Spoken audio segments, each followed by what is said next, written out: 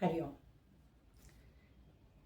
ಹಾಗೆ ಸುಮ್ಮನೆ ಮಾತುಕತೆಗೆ ಮತ್ತೊಮ್ಮೆ ತಮಗೆಲ್ಲ ಸ್ವಾಗತ. ಇವತ್ತು ಏಪ್ರಿಲ್ 20ನೇ ತಾರೀಕು 2026. ಬಹಳ ಶ್ರೇಷ್ಠ ಹಾಗೂ ಪ್ರಸಿದ್ಧವಾದ ದಿನ, ಅಕ್ಷಯ ತೃತೀಯ. ಈ ಅಕ್ಷಯ ತೃತೀಯ ಬರೀ ಬಂಗಾರ, ಚಿನ್ನ ಅಥವಾ ಮತ್ತೇನಾದರೂ ಪಡೆದುಕೊಳ್ಳೋದು ಅಷ್ಟೇ ಅಲ್ಲ, ಅದಕ್ಕಿಂತ ಮುಖ್ಯವಾಗಿ ಸಾಕಷ್ಟು ವಿಷಯಗಳು ಇದೆ. ಅದನ್ನು ನಾನು ತಮ್ಮೊಡನೆ ಹಂಚ್ಕೊಳ್ಳೋದಕ್ಕೆ ಇಷ್ಟಪಡ್ತಾ ಇದ್ದೀನಿ. ಇವತ್ತು ಮಹಾಭಾರತ ರಚಿಸಲು ಪ್ರಾರಂಭಿಸಿದ ದಿನ, ಪರಶುರಾಮರ ಜಯಂತಿ, ಗಂಗೆ ಭೂಸ್ಪರ್ಶವನ್ನು ಮಾಡಿದ ದಿನ ಬಲರಾಮ ಜಯಂತಿ, ಸೀತೆ ಅಗ್ನಿ ಪ್ರವೇಶ ಮಾಡಿ ಪರಿಶುದ್ಧತೆಯನ್ನು ಪ್ರಕಟಿಸಿದ ದಿನ, ಶ್ರೀಕೃಷ್ಣ ಪಾಂಡವರಿಗೆ ಅಕ್ಷಯ ಪಾತ್ರೆಯನ್ನು ಕೊಟ್ಟ ದಿನ, ಸುಧಾಮ ಶ್ರೀಕೃಷ್ಣನಿಗೆ ಅವಲಕ್ಕಿಯನ್ನು ಕೊಟ್ಟ ದಿನ, ಬಸವ ಜಯಂತಿ ಕೂಡ ಇವತ್ತು.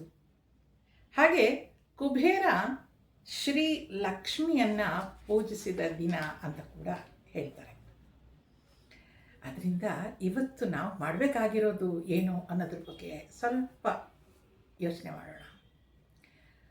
ಅಕ್ಷಯ ತೃತೀಯ ಅಂತ ಹೇಳಿದ್ರೆ, ಇವತ್ತಿನ ದಿನ ವಿಷ್ಣುವನ್ನು ಅಕ್ಷತೆಯಿಂದ ಅರ್ಚನೆ ಮಾಡಬೇಕಂತೆ. ಆ ಅಕ್ಕಿಯನ್ನು, ಆ ಅಕ್ಷತೆಯನ್ನು ದಾನವಾಗಿ ಕೊಡಬೇಕಂತೆ. ಈ ಅಕ್ಷಯ ತೃತೀಯ ಅನ್ನೋದು ಬರೀ ಸಂಗ್ರಹಿಸೋದಲ್ಲ, ಅದು ಕೊಡುವಂತಹ ದಿನ ಅಂತ ಹೇಳ್ತಾರೆ. ಅದರಿಂದ ಪರಶುರಾಮ ನಮ್ಮ ಸನಾತನ ಧರ್ಮವನ್ನು ರಕ್ಷಿಸಿದ, ಅದರಿಂದ ಅವನನ್ನು ಪೂಜಿಸ್ತೀವಿ. ಅಕ್ಷಯ ಅಂತಂದರೆ ಇನ್ನೊಂದು ಮಾತಲ್ಲಿ ಅಕ್ಷಯ, ಕ್ಷಯ ಆಗದೇ ಇರುವಂಥದ್ದು ಯಾವುದು? ನಮ್ಮಲ್ಲಿರುವ ಆ ಚೈತನ್ಯ ಶಕ್ತಿ, ಆತ್ಮ.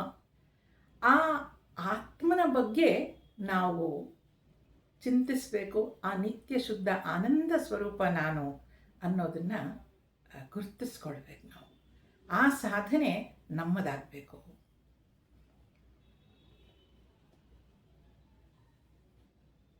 ಅಕ್ಷಯ ಅನ್ನೋದು ನಮ್ಮಲ್ಲಿರುವ ಆ ಚೈತನ್ಯ ಶಕ್ತಿ ಏನಿದೆ, ಅದು ಕ್ಷಯ ಆಗದೇ ಇರುವಂಥದ್ದು ಅನ್ನೋದನ್ನು ನೆನಪಿಟ್ಕೊಳ್ಬೇಕು.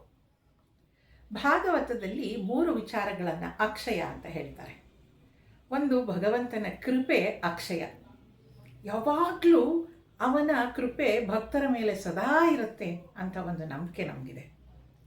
ಹಾಗೆ ಭಗವಂತನ ಪಾದಾರವಿಂದ, ಅವನ ಪಾದಗಳು, ಪಾದ ಸ್ಪರ್ಶ ಎಲ್ಲೆಲ್ಲಾಗಿದೆಯೋ ಅದು ಎಲ್ಲವೂ ಅಕ್ಷಯ. ಮತ್ತು ಅವನ ಧಾಮ, ಆ ಭಗವಂತನ ಧಾಮ ಎಲ್ಲೆಲ್ಲಿ ನೋಡಿ ಅವನದೇ ಇರೋದು ಧಾಮ ಅಲ್ವಾ? ಯಾವ ಕಡೆ ಹೋಗಿ, ಎಲ್ಲೆಲ್ಲಿ ಹೋಗಿ, ಪ್ರಪಂಚದ ಯಾವ ದಿಕ್ಕಿನಲ್ಲಿ ಹೋಗಿ ಆ ಭಗವಂತನ ಧಾಮ ಇದೆ, ಅದು ಕೂಡ ಅಕ್ಷಯ. ಒಂದಲ್ಲ ಒಂದು ರೀತಿಯಲ್ಲಿ ಮತ್ತೊಂದು ಧಾಮ ಹುಟ್ಕೊಳ್ತಾನೆ ಇದೆ. ಅದರಿಂದ ಸಾಧಕ, ಭಕ್ತನಾದವನು ಭಗವಂತನ ಕೃಪೆ ತನ್ನ ಮೇಲೆ ಯಾವಾಗಲೂ ಇದೆ ಅಂತ ತಿಳ್ಕೊಂಡು ಅವನ ಪಾದಾರವಿಂದಗಳಿಗೆ ಸಮರ್ಪಿಸಿಕೊಂಡು ತನ್ನನ್ನು ತಾನು ಆ ಭಗವಂತನ ಧಾಮದಲ್ಲಿ ಒಂದಾಗ್ಬಿಡ್ತಾನೆ ಅಂತ ಹೇಳಿ ಭಾಗವತದಲ್ಲಿ ಹೇಳ್ತಾರೆ. ಅದೇ ಜೀವನದ ಗುರಿ ಆಗಬೇಕು ಅಂತ ಕೂಡ ಹೇಳ್ತಾರೆ. ಇವತ್ತಿನ ದಿನ, ಅಕ್ಷಯ ತೃತೀಯದ ದಿನ, ನಾವು ಉಪವಾಸವಿದ್ದು ಆ ಭಗವಂತನನ್ನು ಪ್ರಾರ್ಥಿಸಿದರೆ ನಾವು ಮಾಡಿದ ಎಲ್ಲ ಕರ್ಮಗಳಿಗೂ ಅಕ್ಷಯ ಫಲ ಸಿಗುತ್ತಂತೆ. ನೆನ್ಪಿಟ್ಕೊಳ್ಳಿ, ಒಳ್ಳೇದಿರ್ಬೋದು ಕೆಟ್ಟದ್ದಿರ್ಬೋದು, ಎಲ್ಲವಕ್ಕೂ ಅಕ್ಷಯ ಫಲ ಸಿಕ್ಕತ್ತೆ. ಆದ್ದರಿಂದ ಇವತ್ತು ನಾವು ಮಾಡೋ ದಾನ, ಧರ್ಮ, ವ್ರತ ಇರ್ಬೋದು, ಯಜ್ಞ ಇರ್ಬೋದು, ತಪ ಇರ್ಬೋದು, ಜಪ ಇರ್ಬೋದು, ಪೂಜೆ ಇರ್ಬೋದು, ಎಲ್ಲವೂ ಅಕ್ಷಯ ಆಗುತ್ತೆ ಅಂತ ಮತ್ಸ್ಯ ಪುರಾಣದಲ್ಲಿ ಹೇಳ್ತಾರಂತೆ.